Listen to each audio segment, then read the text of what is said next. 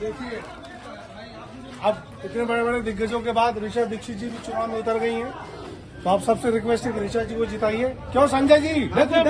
हाँ देखिए पूरा भीड़ चली आ रही है ऋषा जी को जिताने के लिए। भैया देखिए अब हमारी इंडस्ट्री जो है वैसे आखिरी सांसें ले रही है, आईसीयू पे चल रही है, आईसीयू पे चल रहा है। अब कोई काम बचा नहीं है, हम लोग को एक ही काम बचा है। तो सबसे पहले हमने ऋषा जी को उतार दिया मैदान में। नहीं महिलाएं कोई नहीं थी ना, है ना? महिलाएं कोई हाँ नहीं थी। हमारी इंडस्ट्री कोई हीरोइन नहीं थी चुनाव में। हाँ। अब ऋचा ने क्या सोचा कि हम प्रधानी से शुरू करें। प्रधानी देखिए यार हर जगह पोस्टर लगा देखिए।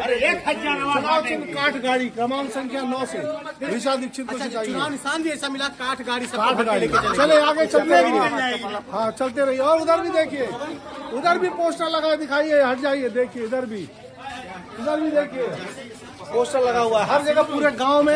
ये प्रधानी के चुनाव में लड़ रही है ऋषा जी। 42 हाँ चलिए 90 जय हो।